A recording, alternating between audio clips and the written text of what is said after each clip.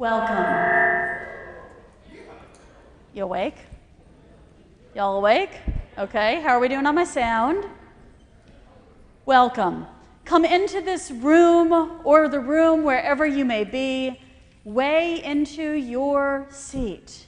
Breathe into your body. The very body that will be you, for better and for worse, in sickness and in health, till death do you part. Come into this day, raise your gaze into the light, this one steadfast sun who watches over all growing things on our planet, even you, even now. Come into this heart and break into the boundlessness of wild beauty, no beginning or ending in us, but flowing through like white water, reaching towards all that ever was and ever shall be.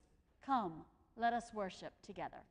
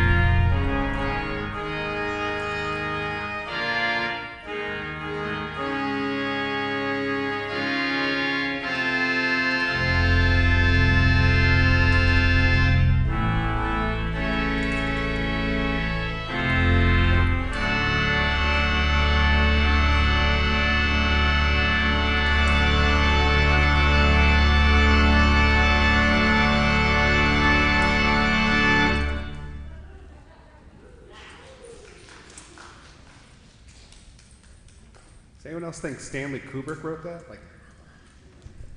Good morning, everyone, and welcome to the Unitarian Universalist Church of Berkeley. I'm Bill, and I'm your worship associate today. This is a welcoming congregation, and we are always working on ways to welcome one another better. If this is your first time here, welcome. We're so glad to have you, and whoever you are, we welcome you in the fullness of who you are. As we begin, we want to acknowledge that this church occupies land in Huichin, the unceded territory of the Chochenyo-speaking Ohlone people.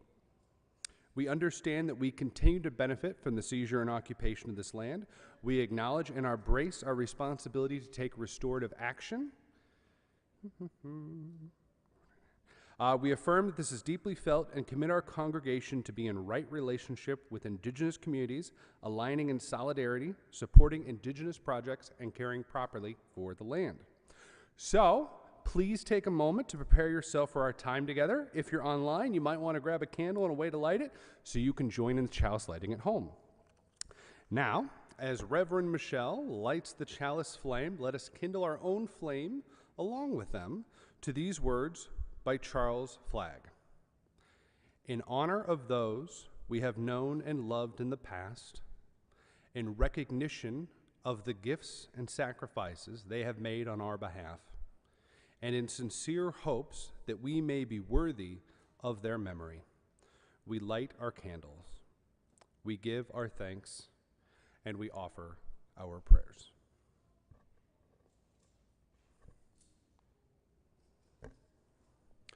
We also pause to remind ourselves of some of the foundations of resilience. With Reverend Michelle, we light a candle of courage, acts of service, fellowship, and hope. May we find and cultivate these foundations of resilience in ourselves and in one another. Now please join us in singing our opening song, Make Channels for the Streams of Love. The words will be on your screen.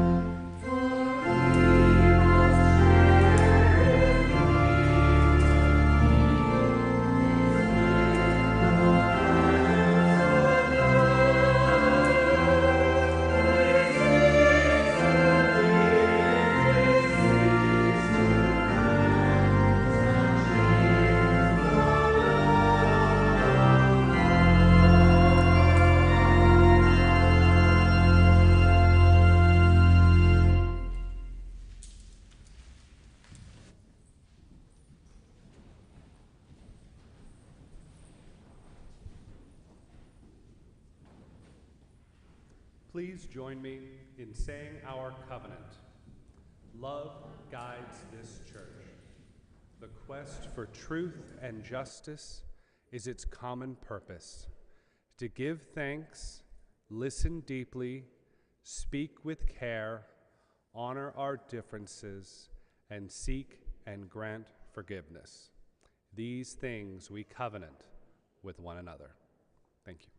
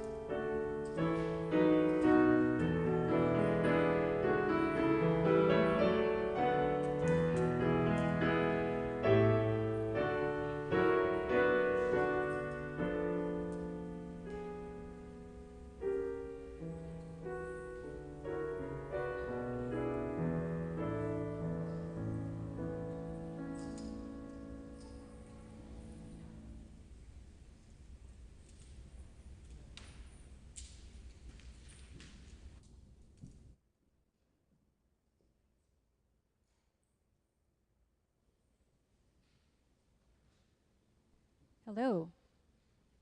Hello. Hello, hello. Could you turn on the wireless handheld? Hello. Okay. It's time for all ages. Is there anybody who is young or young at heart who would like to come forward?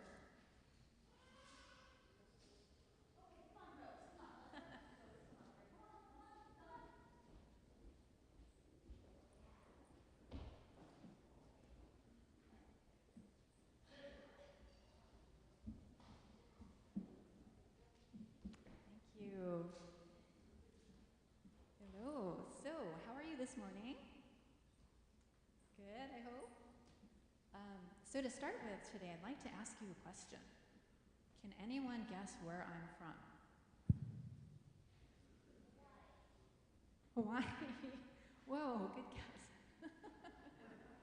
Well, actually, I was born in Detroit, so what country am I from? Oh, maybe not Arizona. That's a good guess, though. It's U.S. Somebody said U.S. Yes, because Detroit is in the U.S. And a good hint is that I speak without any accent. I was born in Detroit and raised in Southern California. And what country do you think my family originally came from? Hawaii. Oh, yeah. Some people think Hawaii should still be a country. That's a really good guess.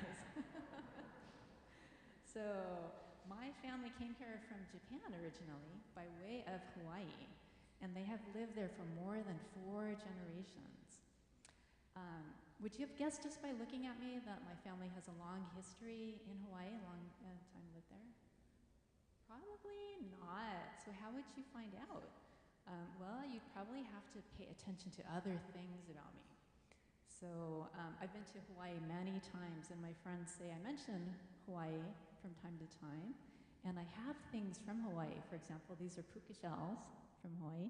And for example, I have this. This is my dad's ukulele or ukulele, and it is made of koa wood, which is a cherished wood native to Hawaii.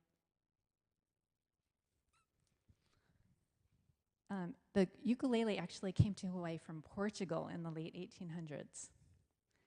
During World War II, there was a lot of racism, and many people of Japanese ancestry were imprisoned in concentration camps right here in the United States. But Japanese American soldiers fought in the war anyway to serve our country and to fight racism as well.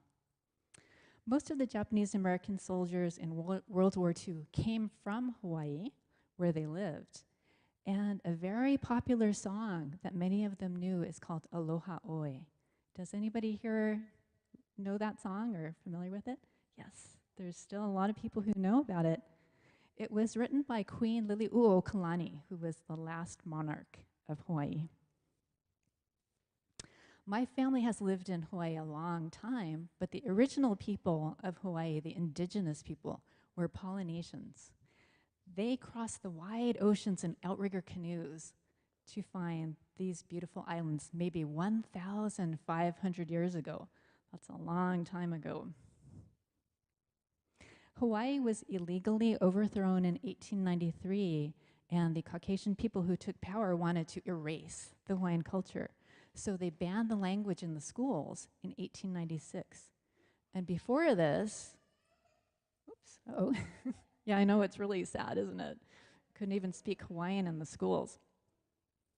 And before that, in 1830, Christian missionaries, they influenced the queen, who was the person who was the queen at the time, and they got her to ban public performances of the hula. So the hula is the Hawaiian dance. The hula dance had spiritual meaning, and it was also used to celebrate, and the hand gestures had meanings. So for example, my mother taught me that this means flowers.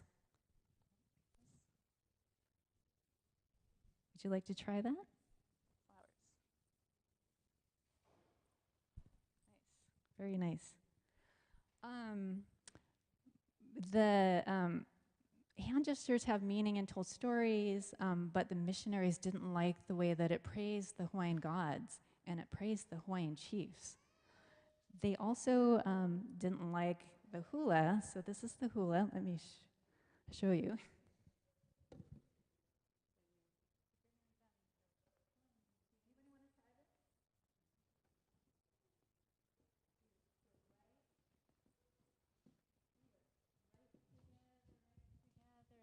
together, left together. And you have to move your hips out, out. Thank you. Oh, I think I'm done. Very nice, everybody. The missionaries didn't like the hula because they thought it was disgusting. You moved your hips in the dance. But others think it looks really beautiful. And as you can tell, it takes some practice for it before it actually looks good, right? So Hawaiian culture was actually in danger of dying out. But songs and dances that incorporated some of the words and movements of the hula, they became very popular. And so it helped to keep the culture alive because people learned the words and they knew basics of hula, and it kept it in the consciousness of people. And you know what? It's really hard to stamp something out if a lot of people really love it. Today, there is a renewed interest by many people in learning the language in the original ancient culture of Hawaii, which is actually quite a bit different from modern hula and modern Hawaiian music, and it takes serious study to learn it. Aloha Oi is so beautiful that many people learned at least the chorus. My mother is 92 years old, and she can still sing the chorus from memory, including the Hawaiian words. The song is about saying goodbye to a loved one and hoping that you'll see each other again. And they describe the beautiful flowers and birds and cliffs and valleys of Hawaii. Aloha has many meanings. Can anyone guess what it means? Excellent. Nice job. Hello and goodbye. It also means love, kindness, peace, and compassion. A literal translation is breath of life. Oh, and by the way, we're going to be learning some Hawaiian words now. But when I've been to Hawaii, they say aloha a lot to tourists in hula shows, but maybe not so much in everyday life. So if you meet somebody who's Hawaiian or is even of Hawaiian blood, you probably wouldn't want to go up to them and say, oh, hello, Hawaiian person, aloha. Right? It looks a little bit weird. So it might not be something that they identify with. You know, they may have grown up here speaking English, or they may not feel like speaking it right then. So it would be better to listen first, and if they want to speak Hawaiian with you, I think you'll know. So let's learn the chorus of Aloha Oi. We'll try to learn to pronounce the words as best we can, and then we'll sing it all together with love and respect for this amazing culture and land. Okay, the words are on the screen. So I'll say a phrase and then repeat after me. Aloha oe. Again, aloha oe. Excellent. Okay, next one. Eke ona ona. Nice. One more time. Eke ona ona. Noho I kalipo. Okay, then one fond embrace. That's an easy one. Oho ia eao. Okay, that's a harder one. Let's do that whole line. Oho ia eao. Until we meet again. Okay, now I'm going to sing a phrase and just sing it back. Aloha oe. Now you. Aloha oe. Beautiful. Aloha oe. Okay, here we go. Eke ona ona no I kalipo. Eke ona ona no I kali. Wow, excellent. One fond embrace. Aho ia eao. Until we meet again.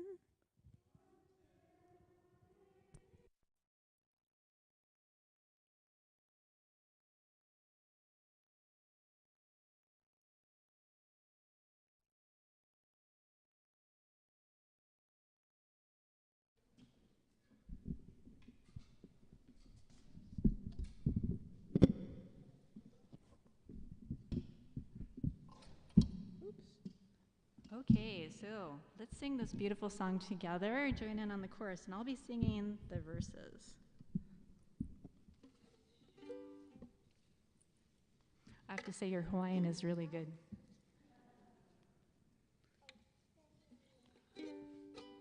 What's that? That's right, she said they say aloha a lot in Hawaii. Ha'aheo kauaina pali, kenihia elei kana hele, e hahai ana pai kaliko, pua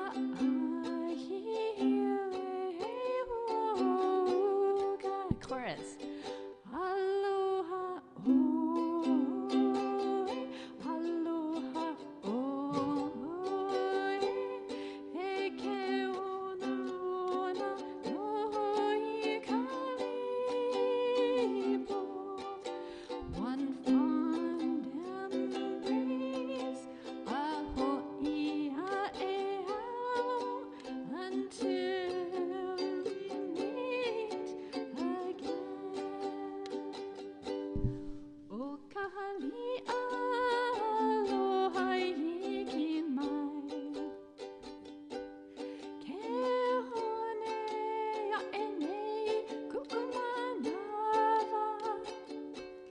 O eno ka'uipo aloha, aloko e hahana chorus. Aloha, oi, aloha, oi, e ke ona no I kalipo. One fond embrace, a ho'ia e ao, until we meet again. Maupopo ku'ike I kanani, na pua rosio manavili, I laila ia aina manu, Miki ala I kanani o kaliko. One more chorus. Aloha, oi, aloha, oi, e ke ona noi kalipo. One fond embrace, a ho'ia e ao, until we meet again. Last line one more time. Until we meet again.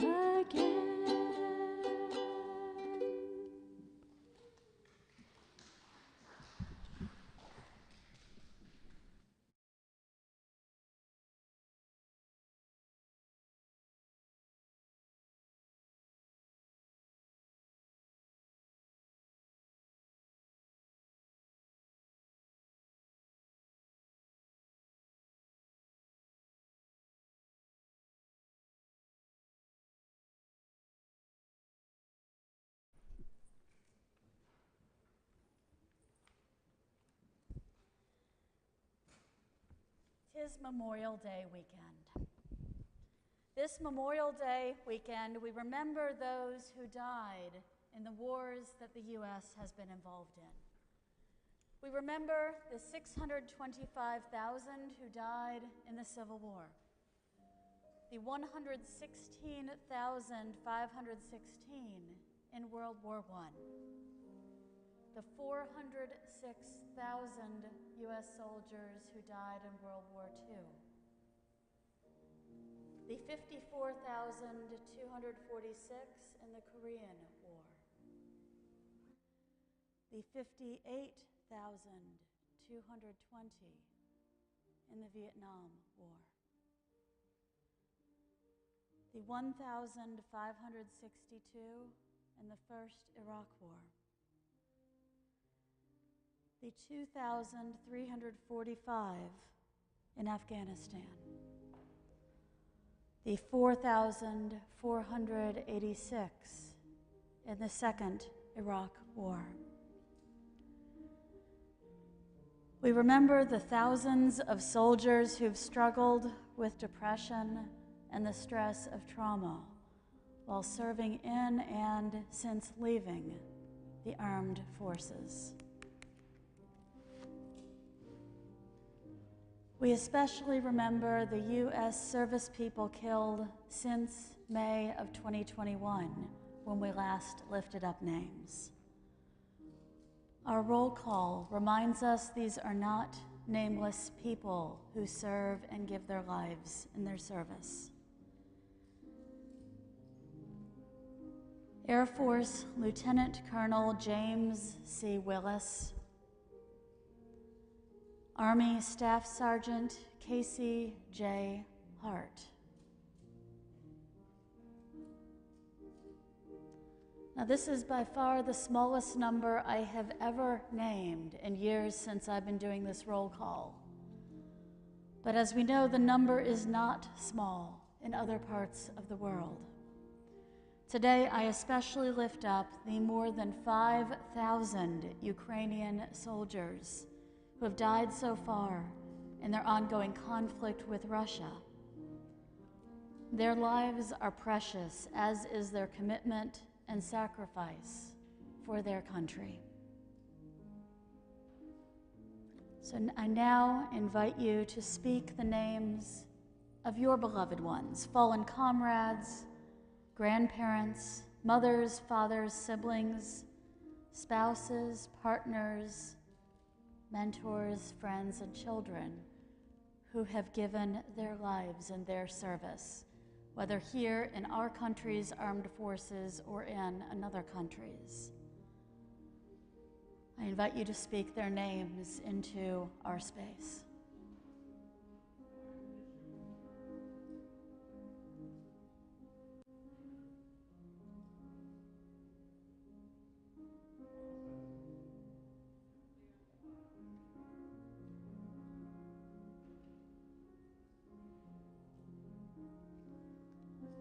We speak their names because we have not forgotten them. We honor their service. I invite you now to join in the spirit of prayer. Spirit of life, we enter into this season of Memorial Day surrounded by such a cloud of witnesses. We remember, first of all, the women and men currently serving in the armed forces, and we pray for their safe return. We acknowledge there are women and men who will not return, and we grieve their passing as we hear them in the news. We pause for a moment to honor their service and their sacrifice.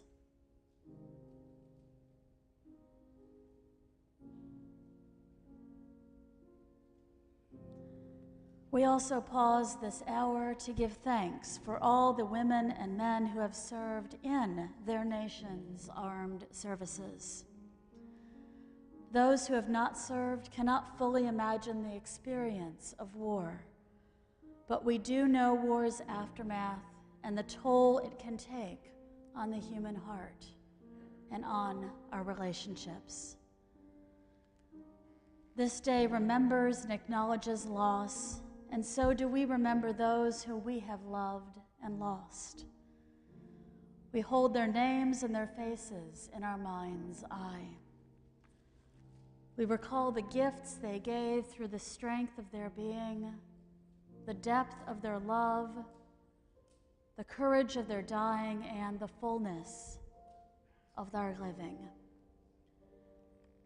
In the holy time of this hour, they surround us and they live with us in blessed memory. May we remain together in silence as a tribute for all they have meant to us. Let us join now in that time.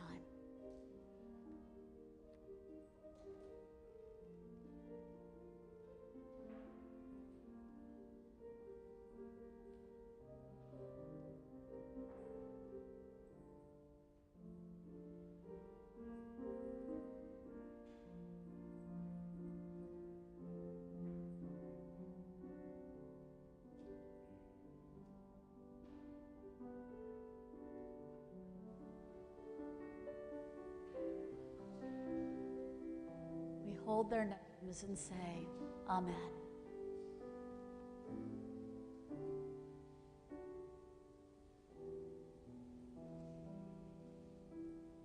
It is also with a heavy heart this week that we lift up in this time of prayer.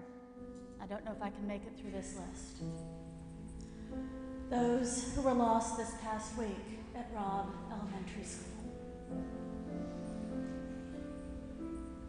Nevea Alyssa Bravo,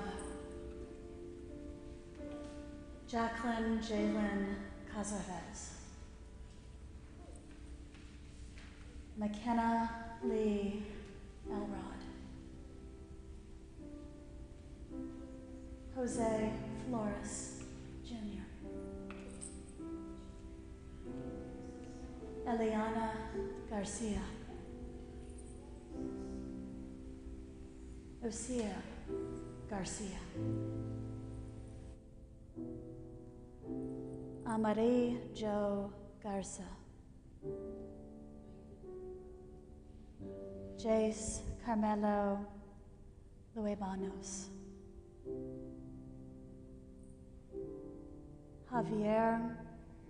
Xavier Javier Lopez,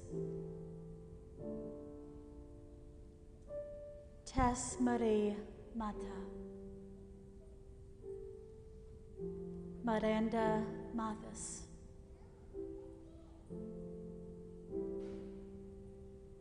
Alethea Ramirez, Annabelle Guadalupe Rodriguez,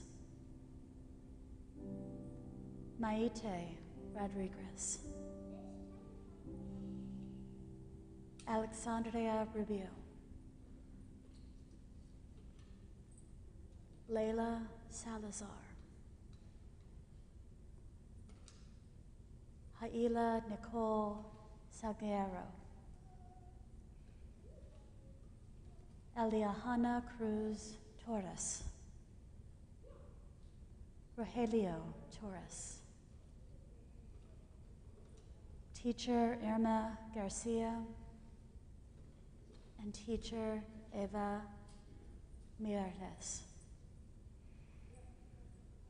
19 10-year-olds and 2 teachers.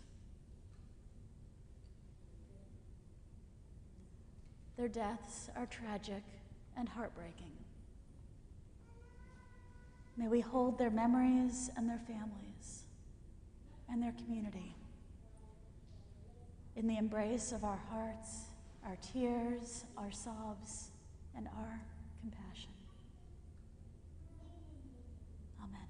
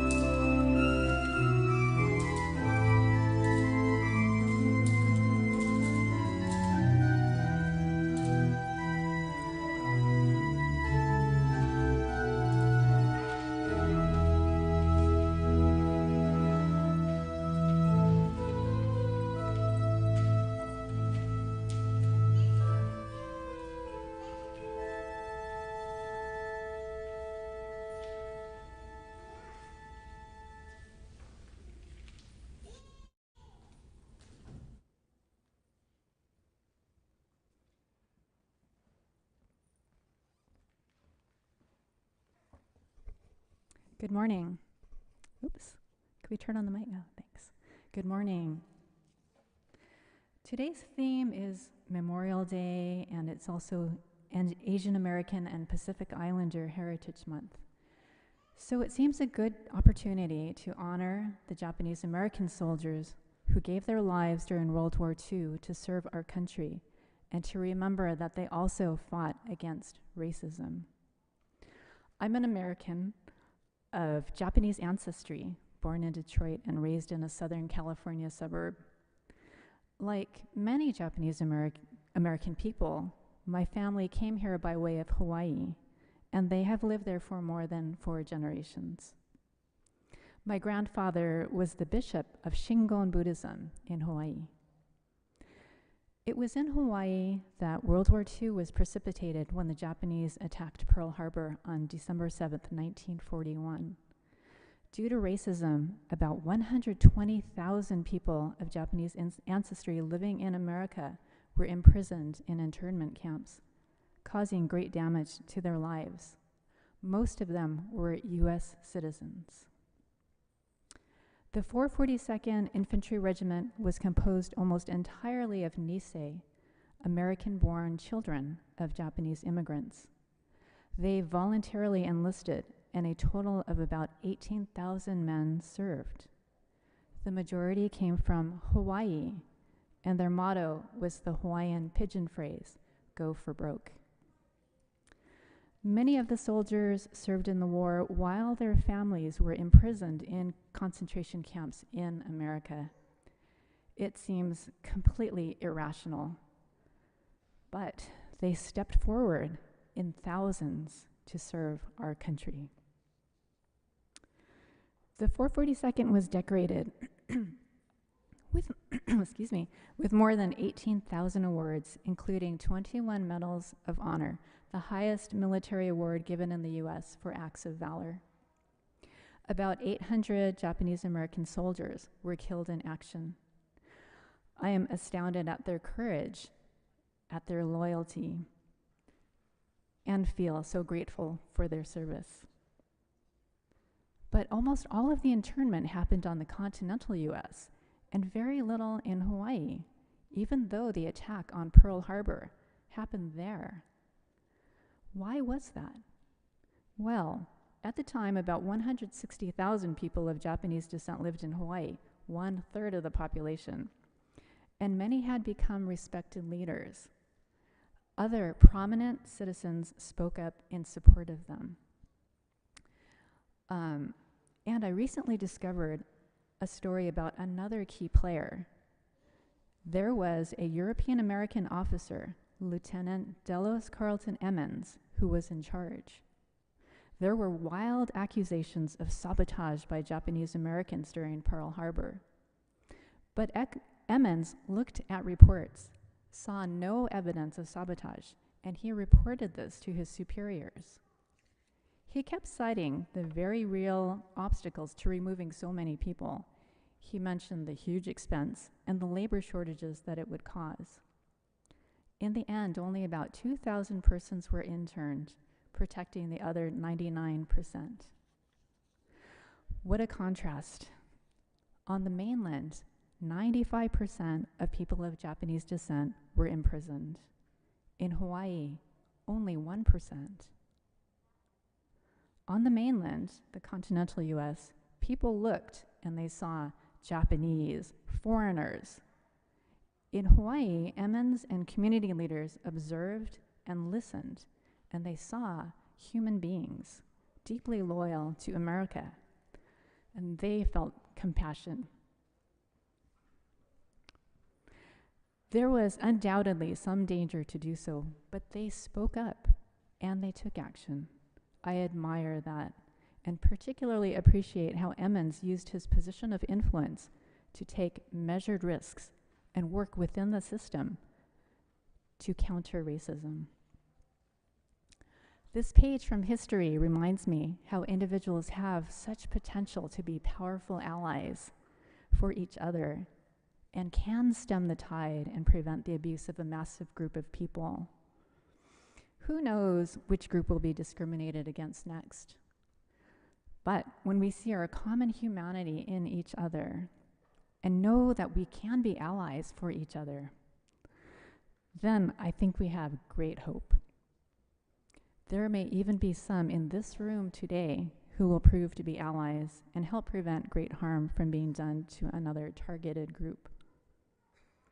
I've been concerned, like many, over the rise of racism in the world. Today, some people have seemed to have lost all reason and are blaming the entire Asian race for COVID. Stereotyping is dangerous. It's a dangerous habit, and it impacts all of us, making for a less compassionate world. Many people don't realize that there's a lot of casual stereotyping that goes on that Asian Americans experience. While having a normal conversation, someone might say to me, "So, where are you from?" Clearly meaning, what country are you from? Or bow to me and say something in Japanese like, "Konnichiwa," in an overly chummy or show-offy way. Recently, I mentioned to someone that my family came to the US by way of Hawaii and that we've been there for more than 4 generations and that my grandfather was a Buddhist minister in Hawaii. She looked at me and she said, "Oh, did you grow up in Japan?" Okay, so that's just weird. I felt like she hadn't heard a word that I had said. Well, if nothing you do or say indicates that you identify strongly with a certain culture, then it's stereotyping to assume you do based only on your racial appearance. It's disconcerting when I think of World War II and how stereotyping led to severe racism.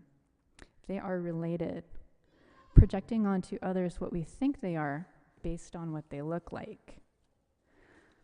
Some tell me it might happen to me more because I'm an unthreatening petite woman who looks kind of cute, and not to take it seriously because people are trying to be friendly. But my Chinese American neighbor, she understands exactly how I feel. She hit the nail on the head when she said, "It labels you as the perpetual outsider." I would like people to take it seriously. This example shows also that women are more easily imposed upon, a pattern that underlies statistics showing that more women than men of Asian background are targeted by racist harassment and attacks. Asian Americans often don't speak up about stereotyping, but I'm speaking today because I remember the Japanese American soldiers who fell in World War II in order for Americans of different ethnic groups to be accepted as equals. I know people here want to connect and widen the circle, so I'll try to explain what I think would help. In a land of immigrants, many people or their ancestors have endured much hardship and worked hard to become citizens and are very proud of that. Yes, there are some Americans who don't want to be called Americans because they're angry at this country. Some have really good reason. It can be confusing. But if you listen, they'll give you evidence of their story. For me, I've lived my entire life here and talk, act, and dress like an American. So it feels jarring and intrusive when people just assume that I'm from another country, that I want to speak Japanese with them, or that I would, of course, be interested in some Japanese book they just heard about. I do appreciate my Japanese culture, that part of my culture, but most of the time, I don't think about it at all. I would like very much if people listened first before assuming, if they would pay attention to the way I talk and then make an educated guess that I'm an American. This is the same thing that European Americans do with others of their race. So why not do that with Asian Americans? If you listen, it will be clear as day if someone has spent a lifetime here speaking English. And if you make a mistake because someone's English is so good that you thought they were from here, it's usually taken as a nice compliment to say that. An acquaintance was talking about her Iranian friends, and I asked, were they Iranian American or were they Iranian? She didn't know. When I asked if they had an accent or how they become citizens, she said she didn't know. I suspect that she hadn't noticed. She had known them for years. A good way to acknowledge that I belong here just as much as any other American is to add American in there somewhere if you want to refer to me by my race. If someone asked where I'm from, it would be so nice to hear someone else say, "Oh, that's Susan. She's from here." But it goes beyond countries. If people talk to me about things I like instead of bringing up things they assume I'll like because of my race, then it feels like they actually know me. They are connecting. They care enough to pay attention to what I say and do as a person.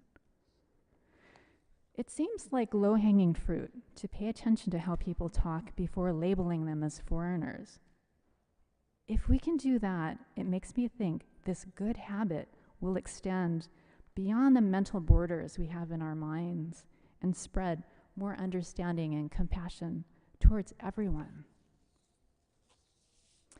I recently asked another friend of mine where I was from, and he said, "Wait, is this a trick question?" When I said it wasn't, he said, "Well, obviously you're an American. Are you sure this isn't a trick question?" Well, I gave him a big hug because it made me feel like I had another ally in the world. Thank you.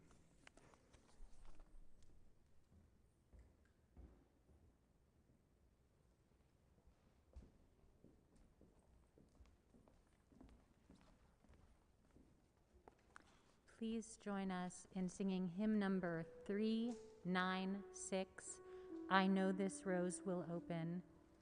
And the lyrics are up there.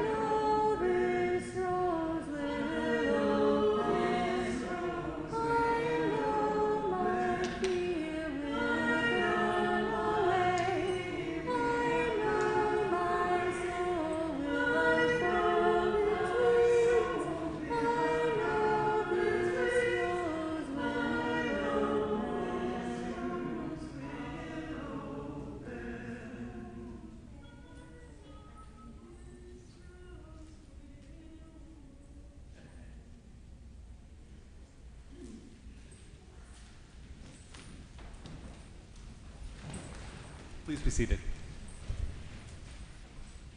Okay. Today's reading comes from Paul Sawyer, titled Remembering Well.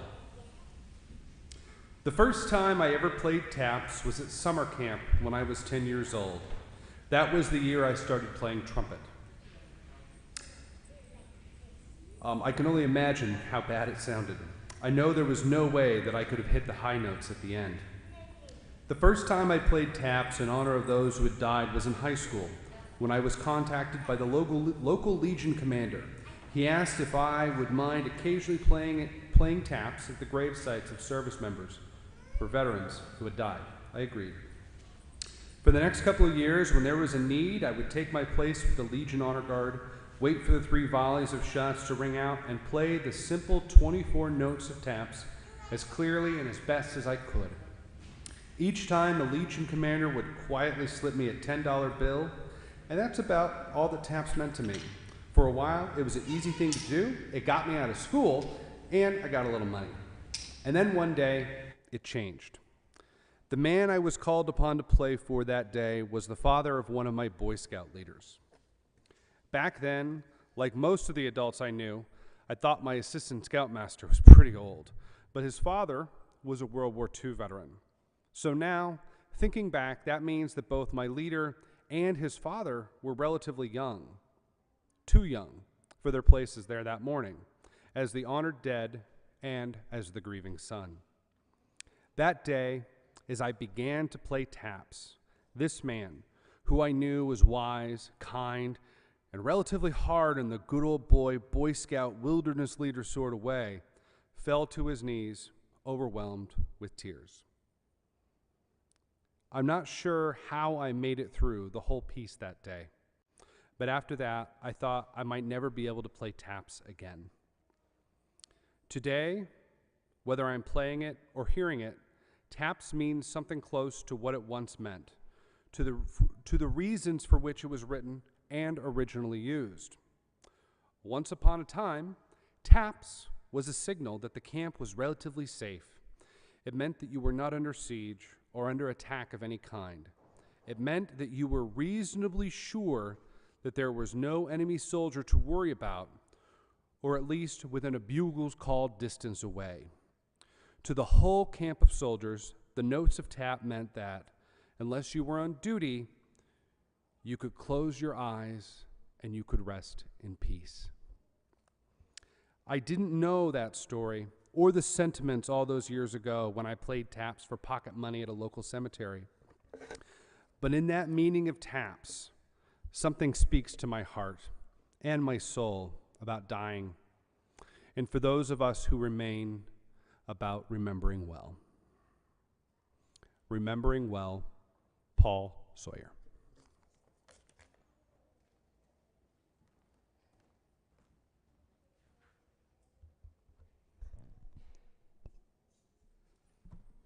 Memorial Day. Memorial Day is a special day to me and to many. And it is special for a lot of reasons. Now, first, let me explain to remind you how it is different from Veterans Day, because every Memorial Day, I do get a few questions about that. Veterans Day in November is when we honor all those who have served and their families who have supported and honor their service. Memorial Day is different because Memorial Day is a day of remembering. It's remembering those who died, those who gave their lives in the service.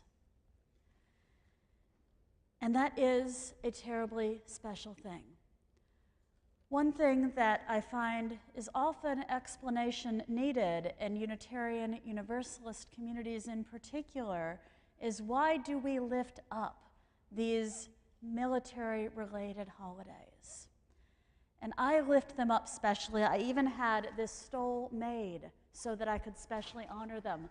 I lift them up not as any support or apology or opinion of any sort about how our military is used or the politics of it.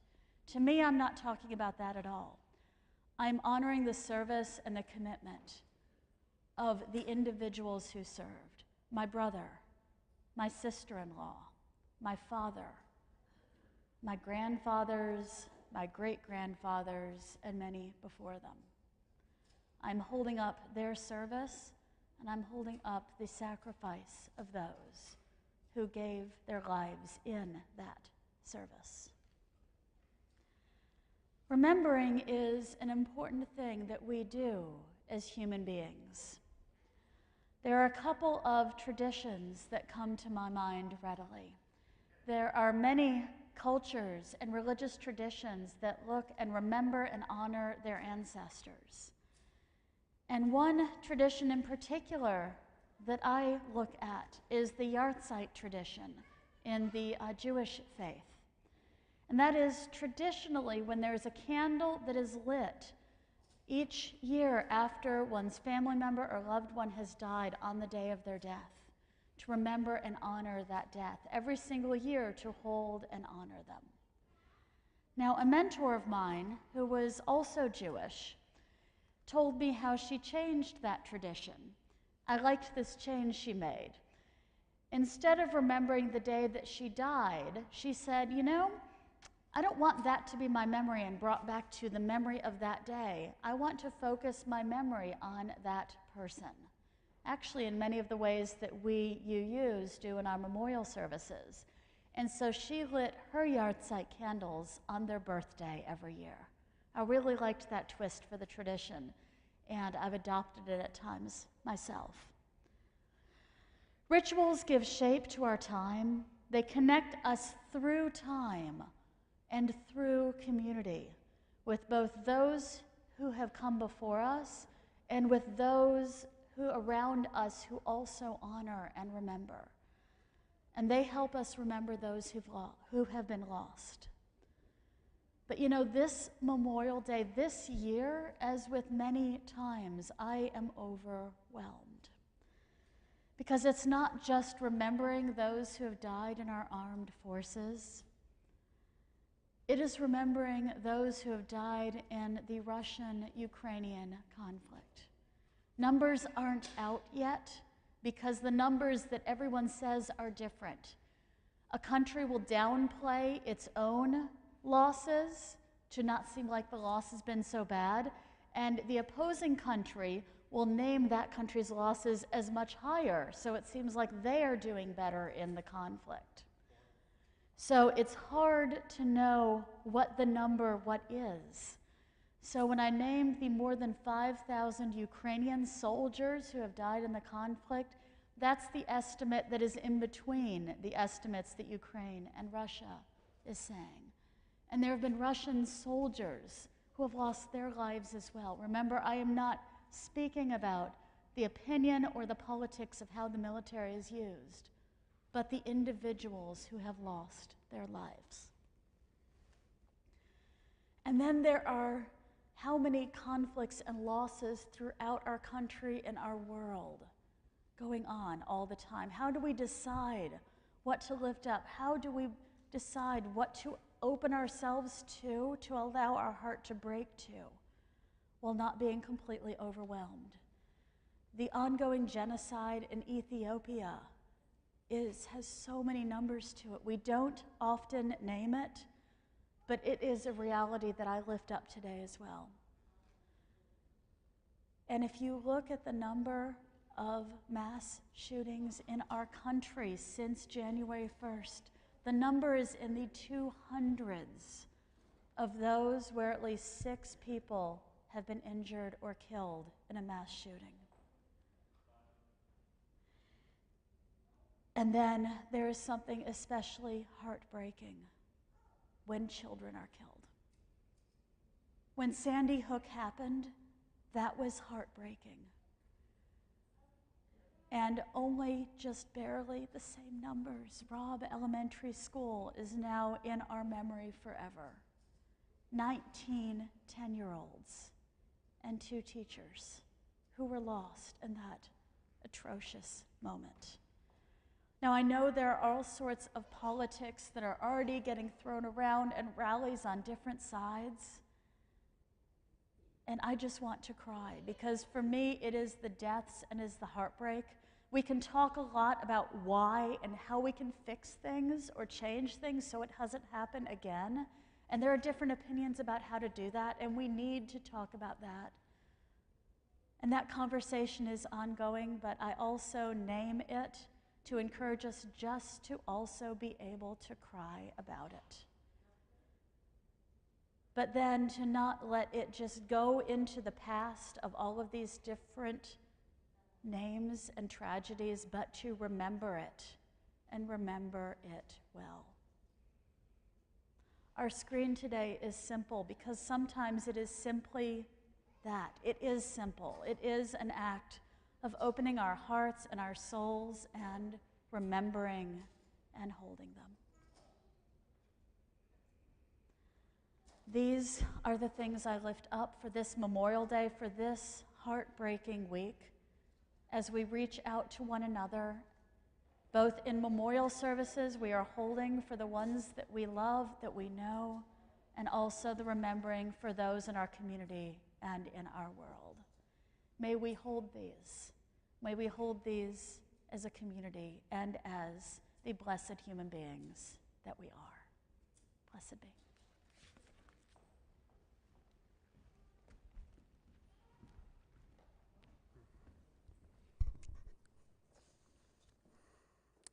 At this point in our service, we invite you to make an offering. With our offerings, each of us has the opportunity to recommit to making UUCB a strong and vibrant community. For now, we're conducting our offering in the sanctuary without passing the plate. However, instead, you can either give electronically or you can take a donation envelope in the back of the pew in front of you, and you can use the donation box, which is located next to the fountain in the atrium. There are several ways to give. If you'd like to, you can look at the back of your name tag, and you will have a QR code and a web address that you can use to donate, and there's also a number if you'd like to give via text.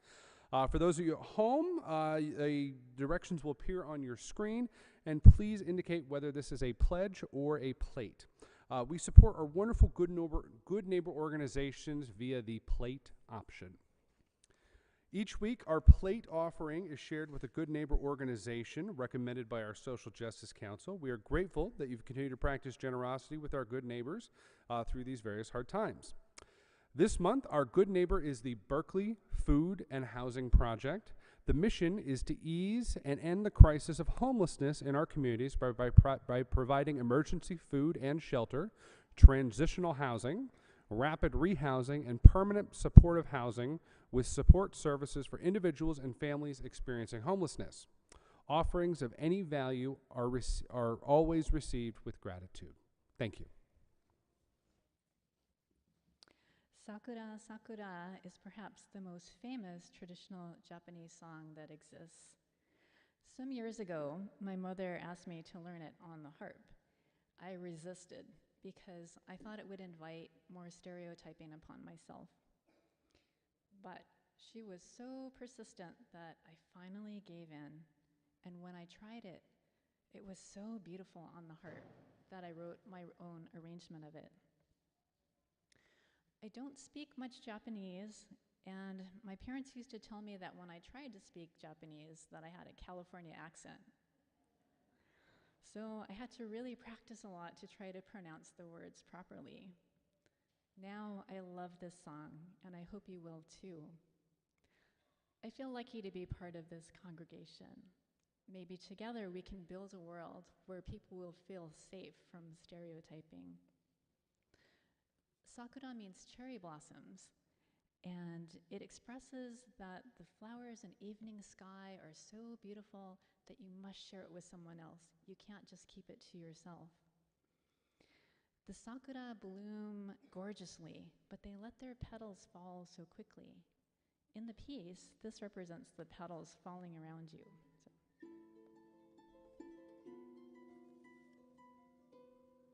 The sakura are cherished in Japan because they remind us that the beauty in life is more precious because it is fleeting.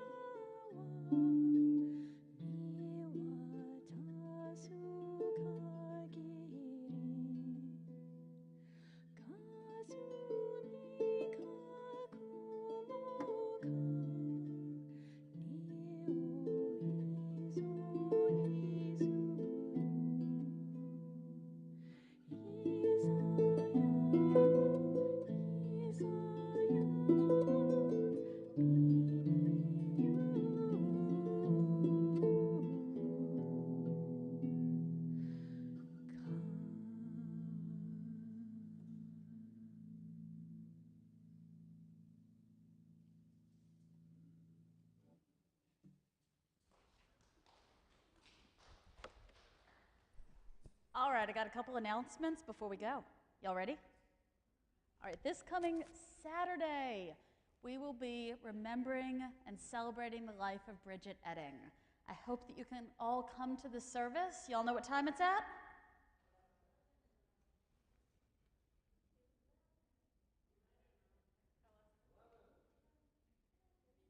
I forgot to write it down, so I'm depending on y'all for this. 11, okay, thank you. It's at 11 this Saturday, and her family is asking for everyone to do an antigen test before coming, so one of the at-home COVID tests.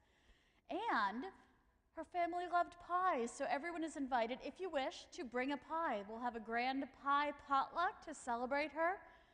And because we get to say some ands here, some of her mother's quilting friends have taken pieces of Bridget's garments and made them into quilt squares that are going to be raffled off. You can see them in the atrium today, and buy some raffle tickets, and they'll be there at the service as well. So this Saturday, 11 o'clock, bring a pie.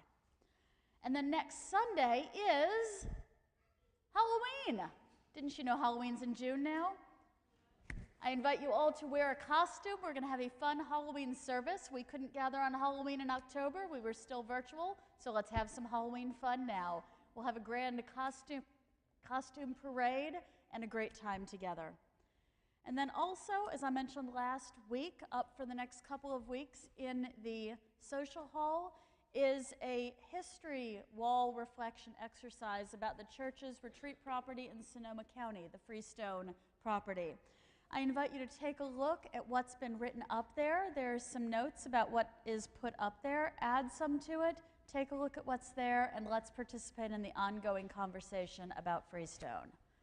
All right, shall we sing ourselves out now? All right, this is my song. The words will be on screen. Let's sing together. Please rise in body or in spirit.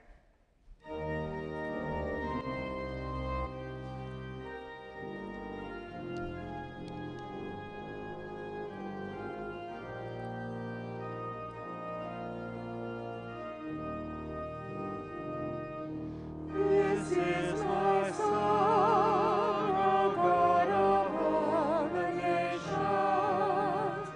a song of peace for lands of far and wide. This is my home, the country where my heart is. Here are my hopes, my dreams, my holy shrine. But other hearts in other lands are beating with hopes and dreams as true and high as mine. My country's skies are bluer than the ocean, and sunlight beams on clover leaf and vine. But other lands have sunlight too and clover, and skies are everywhere as blue as mine. Oh, hear my song, the God of all the nations, a song of peace for land and man.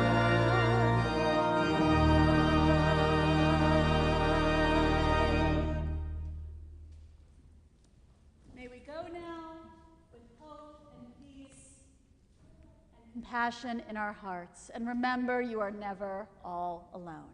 Blessed be.